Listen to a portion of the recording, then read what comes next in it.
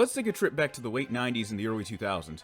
Three of the biggest trading card games were at the peak of their popularity at this time, Pokemon, Yu-Gi-Oh!, Magic the Gathering, the usual suspects. And as we all know, when something gets popular, there's bound to be either imitators or just newcomers stepping up to the plate. And that's where Duel Masters comes in. Duel Masters is the most underrated trading card game, and it just fills me with shame knowing that it wasn't as successful here in America as its contemporaries. In this review, I'll be talking about the 2004 video game released for the PlayStation 2, Duel Masters Cobalt. However, I feel like in order for you to get a better understanding of Duel Masters, some context should be given on what the game is. Let's get started. What's Duel Master? Drool Master? It's called Duo Master. Strange name for a bubblegum card. So what is Duel Masters? Duel Masters is a media franchise that saw mild success here in America. The card game was released in Japan in May of 2002 and later released in America in March of 2004 by Wizards of the Coast, the same guys behind Magic the Gathering. Duel Masters also had an anime that aired on the Toonami block of Cartoon Network all the way from 2004 to 2006. So how's the card game played? It plays similarly to Magic the Gathering. The main objective is to destroy all 5 of your opponent's shields and then deal one final blow to them to end the game. You also spend mana points to summon creatures and cast spells. Oh geez, I keep forgetting the number of rules and features that Duel Masters borrowed from Magic. Not that there's anything wrong with that. Cards are split into 5 classes, or civilizations as the game calls it. Fire, water, nature, light, and darkness. Each civilization has different gameplay characteristics that change the way the cards and spells are used. I'll go a bit more in detail about the gameplay later. With that out of the way, let's talk about Duel Masters Cobalt on the PlayStation 2.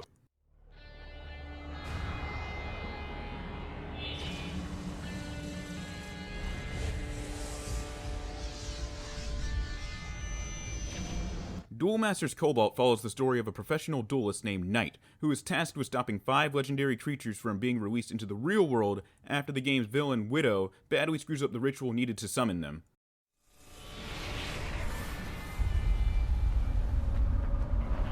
What? Too soon. Too soon. You fool. Only the winner of the sacred tournament is gifted with control over these portals. You've destabilized the temple.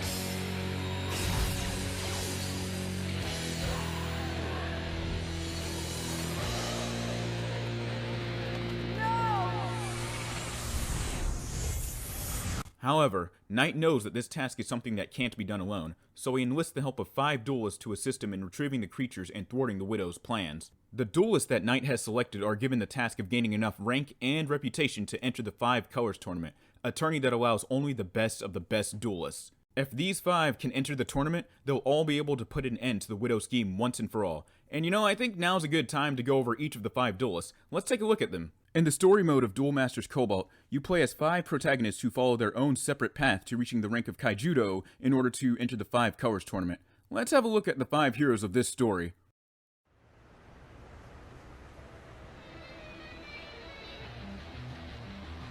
Joan, this has been a day for upsets. It certainly has, Howard. This Cinderella story is about to come to a happy ending for this fiery duelist. Let's start off with the youngest of the bunch, Rusty. Rusty is a fire duelist who can be a bit hot-headed and kind of naive.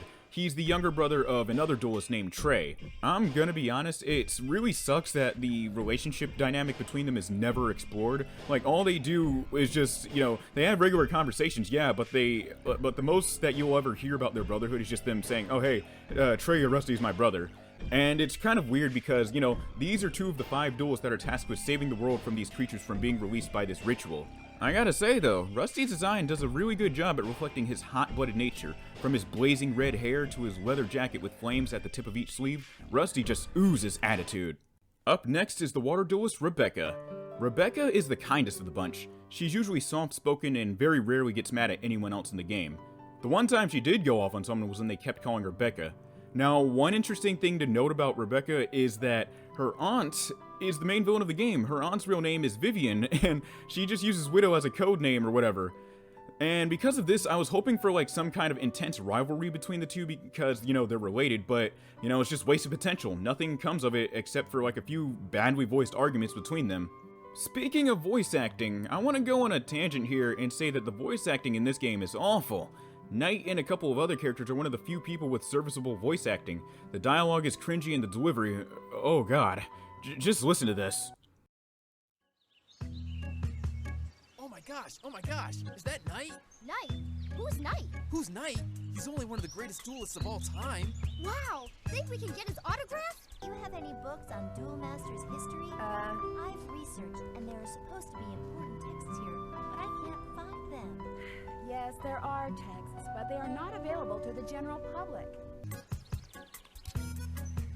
Who you fooling, Light Boy? This is a man's game, not some toy. It's cliche to say in these kinds of reviews, but the voice acting just sounds like the dev team just went onto a college campus, spotted a few students, and just said, hey, trying to make some extra money? Anyways, where was I? Oh yeah, Rebecca. So getting back on track, the dynamic, as I said earlier, between Rebecca and the Widow is just wasted potential. Although I do like Rebecca's design overall. Her spiky blue hair and her blue dress with waves on it looks pretty dope. For our third duelist, I bring you Trey. Representing the nature civilization is Trey, who is ironically more aggressive than his younger brother Rusty. Then again, he is 5 years older than him, but still. Trey's storyline is my favorite, honestly. It follows an underdog who struggles to compete against his adversaries and longtime rival, and yet still has that strong sense of will and determination in the face of losing. I don't know what it is, but I just have a huge love of plot lines about underdogs climbing their way back to the top. As for Trey's design though, it's really bland. From his light brown pants to his dark green shirt, the only two things that stand out about him to me are his Super Saiyan-like hair and the chain he wears on his pants. Duelist number 4 brings us the light duelist Luke. Luke is the calm yet cheery of the bunch. Luke's storyline is also my second favorite. During a high-stakes match in a random tournament, Luke is accused of using a banned card in his deck and is disqualified from the match completely. Because of this, his goal throughout is to regain the trust of his peers and other duelists, and to find out how to get back at the person who slipped that illegal card into his deck. I like Luke's design a lot. He's rocking this bright yellow hoodie with the icon for the light civilization on it, and he's wearing these jorts. I gotta say though, fashion in the 2000s was it was quite something. Funny enough, Luke will always be seen wearing his hood over his head even while he's indoors. But hey, gotta increase that cool factor somehow, am I right? Now let's talk about our final duelist, Flynn. Flynn, if it wasn't apparent enough from his appearance, plays using a darkness deck. If I could describe Flynn's personality, I'd say he's more laid back than the rest of the crew. Flynn's storyline sees him completing tasks for one of the Widow's minions, who is actually a defector who wants to thwart her plans from within. What do I have to say about his design? Yes, I love it. Flynn's got that goth punk look to him, something or someone that you'd find in a music video for a punk rock or heavy metal song. He's also rocking a studded bracelet, an oversized belt, and an awesome black shirt with the ribcage on the back of it. Flynn, oh man, Flynn just looks good.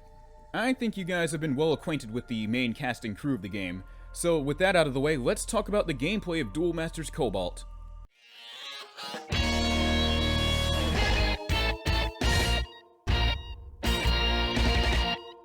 As I've mentioned before, the goal of Duel Masters is to destroy all 5 of your opponent's shields and then make one final move against your opponent in order to win the game. It should be noted though that each shield you destroy will actually be a card that goes back to your hand once it's out of the shield zone. In order to summon a creature or cast spells, you need to pay a cost called mana. How do you get mana? By sending cards in your hand to the mana zone. Pretty much any card can go to the mana zone, it doesn't matter what it is, creature, spell, whatever. Not only that, but in order to use cards from any civilization, you must have a card of that respective class in your mana zone. When you summon a creature, they go through a condition known as summoning sickness. It's a condition where the creature cannot attack at all until your next turn. Similarly, every time a creature attacks, they become what's called tapped, meaning that that creature cannot act until your next turn comes around. Each of the 5 civilizations, fire, water, nature, light, and darkness, calls out to one of you. Let's talk about the gameplay aspects of each civilization, those being fire, water, nature, light, and darkness. All 5 civilizations play differently and affect how you summon or attack, so let's go over them.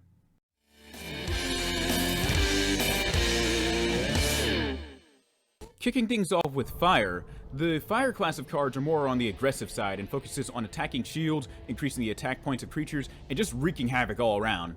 This civilization also has the highest amount of double breakers, aka creatures who can break 2 shields at once. However, due to how aggressive the Fire Civ's playstyle is, not many blocker creatures exist within the deck, and it's recommended that you have light or water in your deck as well. I think that Fire is best suited for players who play aggressively and want to attack their opponent's shields, whilst also eliminating any threats that get in the way.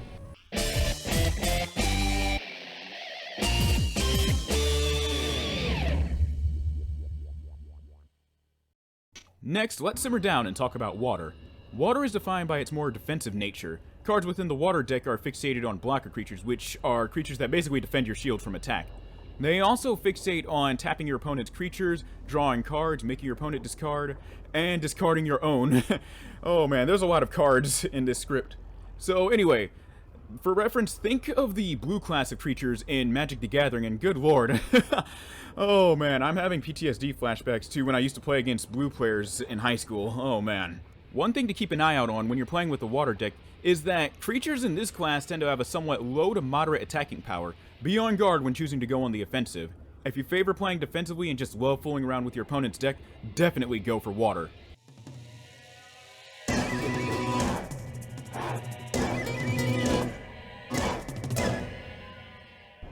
Up next is Nature. Nature is about increasing the amount of mana within your mana zone. Cards in the Nature Civilization have pretty moderate attack power and are pretty effective shield and creature attackers. Because of the focus on increasing the amount of mana you have, this makes it way easier and faster to access powerful creature cards. This comes at a cost though. Increasing your mana amount and constantly drawing cards increases your chances of milling your deck and costing you the game. If you're the type of player that wants easy and quick access to your best cards, the Nature Civilization is the way to go.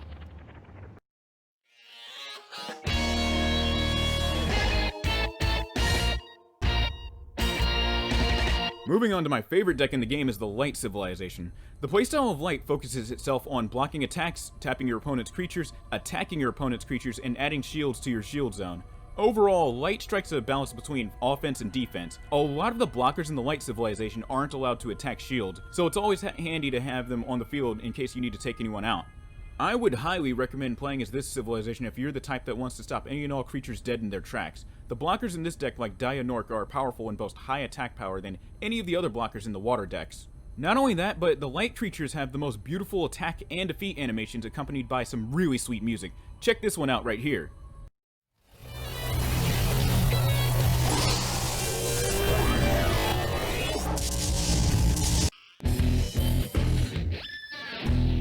And finally, let's talk about Darkness. The playstyle for the Darkness Civilization is tricky, roundabout, and somewhat aggressive. With Darkness, the focus is based around discarding your opponent's hand, sending creatures on the field straight to the graveyard, and destroying your opponent's creatures once you are attacked. With the focus on discarding, Darkness is a somewhat tough opponent to go head-to-head against sometimes. Darkness also has a unique subclass of creatures called Slayers. Slayers are creatures that kill the creature that initiated the attack.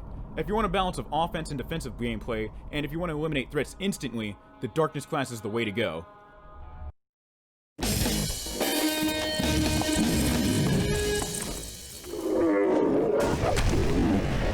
And that pretty much wraps it up with the civilizations. One attention to detail about the civilizations I really love is how the abilities possessed by each class is a reflection of either the creatures themselves or the lore behind their world.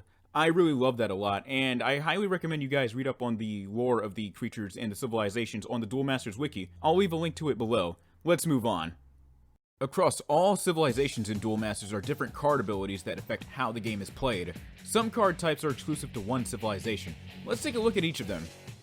Blockers are creatures whom will defend your shields from being attacked. If this creature has a higher attack power than the one who initiated the battle, they win by default. As you may have guessed, if the creature has lower or equal attack power, either the blocker will be destroyed or both creatures will be destroyed. Up next are some of the biggest, baddest dudes in the game. I'm talking about double breakers. If you see these guys on the battlefield, you are in danger. Double breaker creatures are creatures that not only have a high attack power, but have the ability to destroy 2 shields at once. Please steer clear of these guys. Try using a spell card to destroy them as quickly as you can. If you don't have a spell card, you'd better have a blocker on the field. And if you don't have either of those, then, well... If they want war, we'll give them war. Remember earlier when I said that each shield card that's destroyed is returned to your hand? Some cards in the shield zone called shield triggers are either spell cards that get activated or a creature card that gets summoned. The best part? Shield trigger cards cost no mana to activate so long as they were destroyed in the shield zone. For our next ability, let's talk about Power Attackers. Power Attacker is an ability where the attack points on a creature are increased. Be mindful though, as a creature with this ability can only get this boost of power when they're the one attacking. If said creature is tapped and an opposing creature attacks them, the ability will be completely ignored, meaning that these guys can get wiped off the field if you're not careful. And if I remember correctly, this seems to be exclusive to either fire or nature. As a matter of fact, I think both civilizations had them. Let's talk about our final ability, Slayer. No, not that Slayer. So what is Slayer? This ability is one of the most useful abilities in the game, and it makes your opponent think twice about attacking any creature that has this. So what is Slayer? Slayer is an ability where any creature that loses a battle to someone automatically kills the one who initiated the attack. What I like about this ability is that it's fittingly exclusive to Darkness cards. If you feel like you have to destroy a creature that has Slayer on, just use a spell card. Trust me, trying to fight a card with Slayer is just not worth the risk.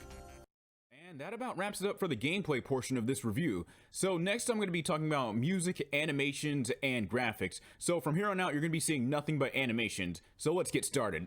When I first played this game at the age of 8 in 2007, one thing that stood out to me was just how well done the animations were despite this being a card game. A lot of the creature animations in Duel Masters Cobalt seem to have had a lot of work and attention to detail put into them, and it shows. What makes the animations stick out is how fluid they are, how crisp the sound design is, and how they fit the creatures and the civilizations they're based off of. The sounds that they make are so crisp and clean, alongside the music that accompanies these monsters really brings them to life. And seeing the animations play out feels rewarding on its own whenever you get to kick off an attack. Let me show you a few of these battle animations to give you an idea of what I'm talking about.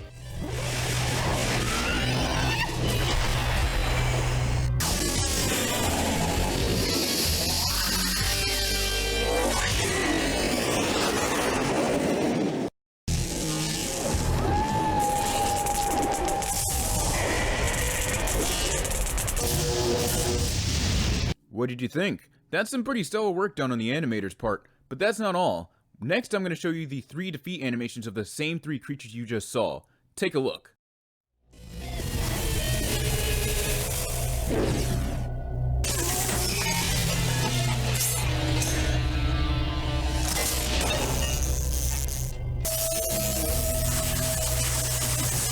The developers at High Voltage Software must have known this, so that's why they actually put in a creature viewer that lets you look at every creature's animations. You can also rotate the monster's model around just to get a good look at them. Oh boy. Oh man. Well, I guess I gotta do it. No point in beating around the bush. Alright, let's talk about the cutscene animations and the graphics. Go! Fork swing! But full shot counters with an uppercut of flame! And more goes down! Genius move by player 2! In my research for Duel Masters Cobalt, I was unfortunately unable to find any background or behind the scenes trivia on this game's development. All I do know is that it was developed by High Voltage Software, and they've got a number of shovelware titles on their belt. Despite the great amount of effort that was put into the animations for the creatures and the music, good lord are the 3D and anime cutscenes awful. Characters just look terrifying in 3D. The main cast, with the exception of a few, all have eyes the size of a windshield, and the way they stare and move around just creeps me out a little bit. Another thing you'll notice is that characters very rarely walk around. They stand there talking and waving their arms around like a basketball player yelling for his teammate to pass the ball. The anime cutscenes are just... I don't even know how to describe this. With the exception of Night, characters look and talk like they're puppets. It makes me wonder how much of a budget was given to High Voltage while they were developing this. And I want to say this for the record, I'm not knocking the animators or anything. The animators are talented, they've probably gone on to do bigger and better things. Shout out to the animators. It's just, yeah, oh my god, this just doesn't look good. Anyways, let's move on to something a bit more positive. Originally in the script, I was going to close out the video like normal, say a few lines and tell you where to follow me. But I decided to add this portion of the video because it adds a sense of closure. Duel Masters as a whole did not last long here in America. It premiered in 2004 and then ended in 2006. 2 short whole years. Duel Masters did get a slight revival on the North American TV channel called The Hub. The show was called Kaijudo Rise of the Duel Masters. For the sake of brevity, I'll spare you the details, but all I'll say is that it didn't last long. The show ran from 2012 all the way to 2014, the same length of time the original Duel Masters ran for in America. As a media franchise and a card game, Duel Masters is still alive in Japan, some even saying that its popularity is the equivalent to that of Yu-Gi-Oh! Over there. Despite this, there are still a lot of dedicated fans on this side of the water, 2 of whom I've gotten to interview personally after I joined their Discord server on the Duel Masters wiki. If you want to skip the interview portion of this video, skip to the timestamp posted on the screen. My first interview was a text interview with a user named Artser. Because this was done via a text conversation, I'm going to paraphrase and summarize instead of reading everything word by word. The interview begins with me asking how he got into Duel Masters and how long he's been playing. Artster tells me he got into it back in 2006, the same year that Duel Masters got discontinued, and he just happened to have the game with him. Artster also tells me how much fun he had with the game despite only getting fake cards from his grandparents back then. He then states that fake cards may have helped a lot of people get into Duel Masters. When asked if he had played the PlayStation 2 game Duel Masters Cobalt, he told me no. The next reply I got wasn't really a response to any questions I had asked him, but really an insight on the game's potential here in America. Artster told me then that the limited number of sets released in the United States breeded innovative, newer, and creative battle strategies, and makes deck building a lot more deeper and interesting. That pretty much wraps up my text interview with Artster. Artster has a Twitch and a Twitter page. I've left links to them in the description below. Go and tell him hi and say that I sent you. Next, you're going to be listening to an audio interview between me and a member of the community named Accelerator. Here it is. So I'm actually speaking with one of the members of the community, of the Duel Masters community right now. I've only managed to talk to one member because I put a message out on their Discord, on the Duel Master Wiki's Discord server saying, hey, if you'd like to be interviewed about either the video game or just Duel Masters in general, hit me up. And here's one of them. His name is Accelerator. How you doing, man? I'm doing good. I'm actually a player from Singapore. I've been playing this game for a pretty long ass time. I would say that since it got released in Singapore, since I'm not too sure, was it 2003 or 2004? Yeah, that was when I first heard about the game, and my first booster was actually the M7, so that was quite something to remember. But my parents, being, traditional Asian parents, they don't like me, fumbling around with creatures and spells. But either way, I still kind of made my way through my childhood secretly playing, saving up money and getting cards and stuff. And honestly speaking, it's nice. It's been a nice time. And my first kind of foray into the OCG was not until let me think, when I was 18 or no, not 18, sorry, 17. 17. So when I was 17, I actually did first hear about the OCG when some of my friends in high school, they started messing around with Japanese cards, but they didn't know where to get them. Yeah, and they resorted to actually printing paper proxies and then sticking them onto the face of common cards, which was quite epic. I was quite bewildered, and I was like, dude, is that even legit? Can you even play those when they're not even real? And when was this, when they started printing out those proxies? This was, as far as I can remember, so when I think it was year 2. It's either year 1 or year 2 of my high school, so I was either 13 or 14. Nice. Which will sound at least around quite appropriate for the release time. Nice. So, so in order to play a game, did you guys have to have the translations just on deck? At that time, well, I was a dumb high school kid, so I think whatever they said, I just went along with it because, Japanese cards, you can make it out and then sometimes people would believe you. But at least I did a little research, and then one of the cards that's actually being played in the meta of Duel Masters plays right now, Alpha Dios, and then I searched it out. It was actually legit, so I believed, so there is some continuation going on in Japan. So that's when I first heard about it. But I paid absolutely no attention to the Japanese part of the game until until I was 17. So that was when I made my first proper step into the OCG. Yeah. And the game had a short lifespan here in America. And sorry, but yeah, the game had a short lifespan here in America, lasting from 2004 to 2006. And I got into the game back when I was in elementary school. My mom got me Duel Masters for the PlayStation 2 in Christmas of 2007. I was 8 years old at the time. Yep. And at first I didn't understand it. I was like, "Come on, man, this is a ripoff of Pokemon." And then I put the game away for a few days. And then I decided I was bored one day. I was like, you know what? Let me try to learn how to play this game. And then I was just sucked in. And then I did some reading online on my mom's computer in her little office, and it turns out that that at the time, this was 2007, the game had already been discontinued, and I was crushed. And every time my mom and I went to Walmart, you know, I'd always try to be on the lookout for Duel Master cards, but still, like, yeah, they weren't around ever. And oh man, it sucks that it had such a short lifespan here in America, but it makes me happy hearing and seeing lots of players from around the globe become, you know, be more dedicated to it, because some sources say, and some people say, that Duel Masters has reached the popularity of Yu-Gi-Oh! Over in Japan. Well, it's actually number 2, if I'm not wrong. Number 2? Oh man. Yeah, Dang. close enough. Dang, so Yu-Gi-Oh's Wizards... number 1. So Wizards of the Coast missed out on a lot of money by canceling the game. I know, but see, what I know about a friend of mine in Singapore, he actually runs a card shop that sells OCG Duel Masters cards. Yeah. Not too sure if some of the American players have heard about it. It's called Cobalt Collectible. So if you guys ever need like real Japanese cards in order to like get your fix, you can order from there. Yeah, that's good. Advertisement for him. As a matter of fact, nowadays it's easier to do stuff like that because there are phone apps that do very somewhat loose yet kind of accurate translations of foreign languages, depending on what you're trying to translate to and from. You know, I remember someone was playing Shin Megami Tensei Nocturne, the Japanese version of the remaster, and to play the game, they held the phone on a tripod in front of their TV, and they would just be playing the game through the tripod.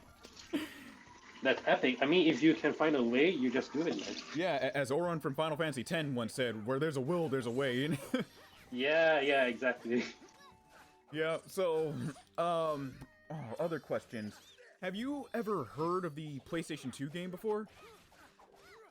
To be honest, no. For the most part, the main involvement was really just a physical card game. That's where all the action is. Yeah, because, you know, when there's popular media franchises like trading card games and anime, there's bound to be some kind of, you know, interactive media, video games, because, like, they'd be stupid not to do something like that. And what amazes me is that despite this game being made by what I want to assume a medium-sized team, on a limited budget, a lot of detail went into it. Like, for anyone, I know I'm reiterating something I said earlier in the script, but still, a lot of detail went into it, from the animations, the music, the soundtrack.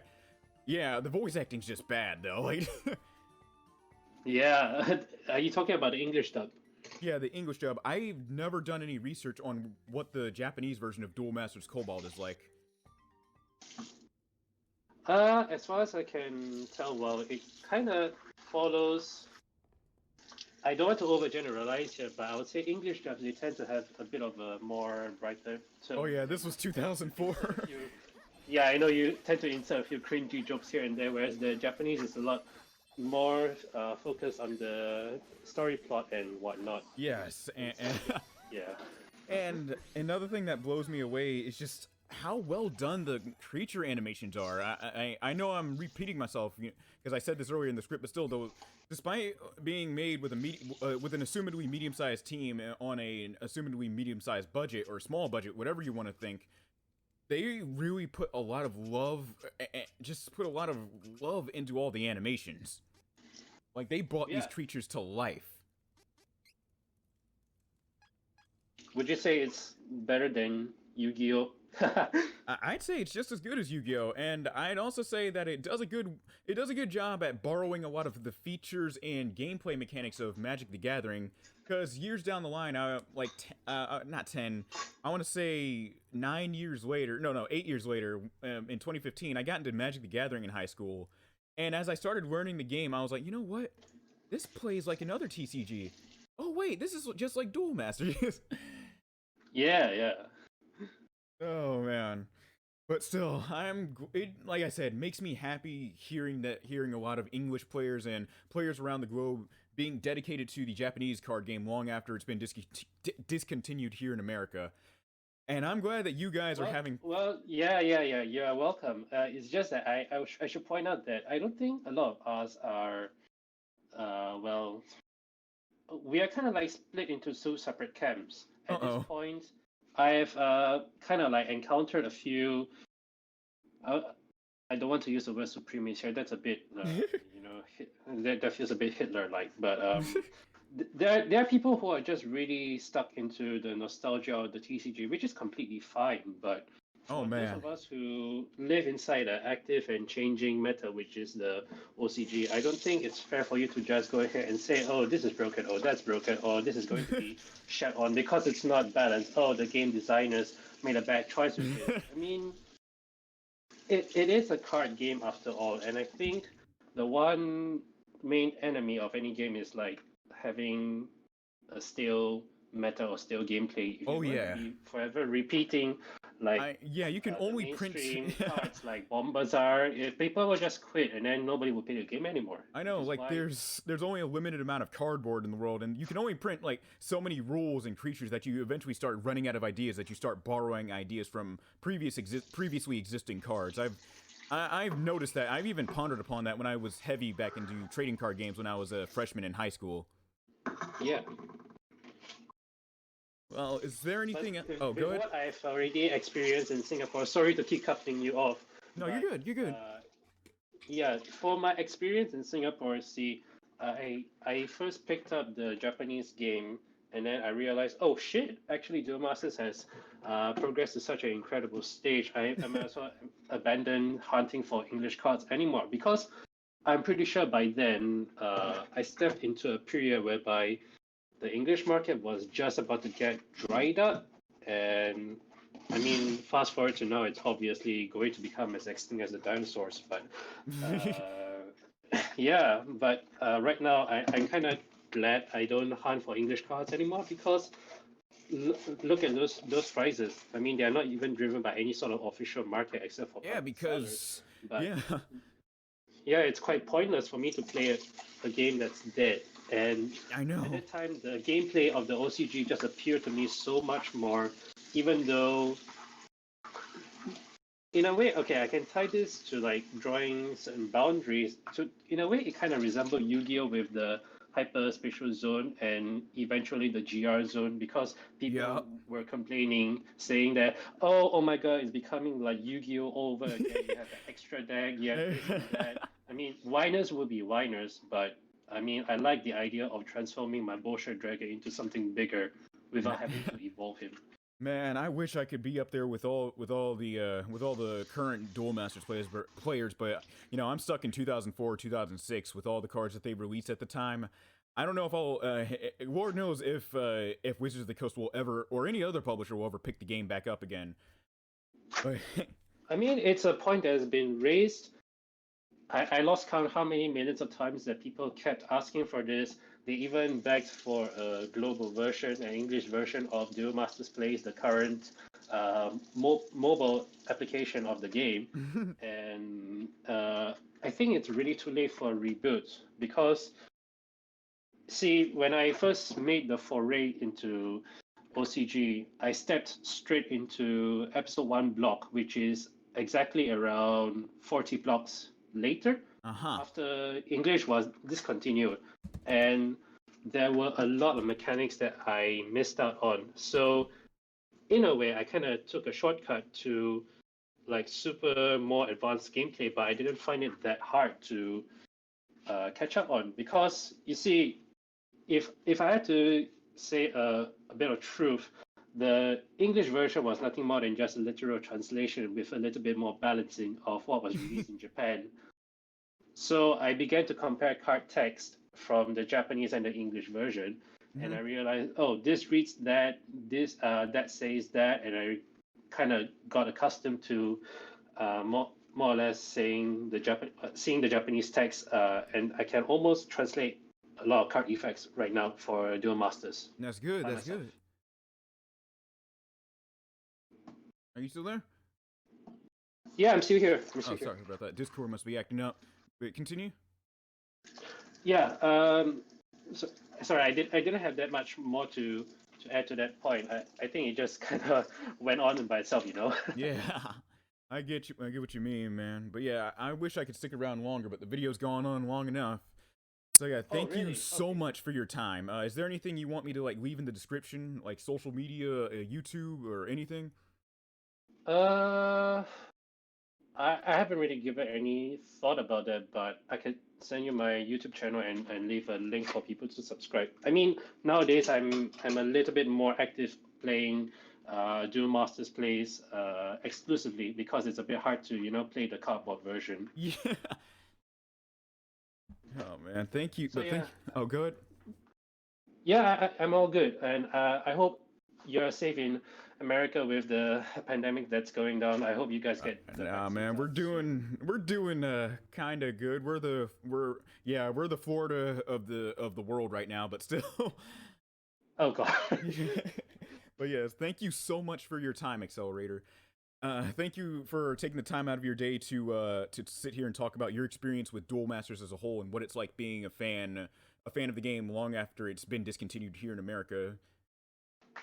Oh, it's my absolute pleasure. And if I could add just one more thing, I just hope that people can just, you know, be a bit more open to what the Japanese card game has to actually offer. Definitely. And of course, I'm not one to preach or white knight the OCG too much, but as far as I'm concerned, if if people want to be stuck in their nostalgia, that's totally them. But I'm one for like exploring what new things have to offer, and it's a refreshing sort of change, you know, instead of getting stuck all the time within the same old game over and over again. You're eventually going to grow bored and sick and tired, and yeah, that's how it was for me with TCG.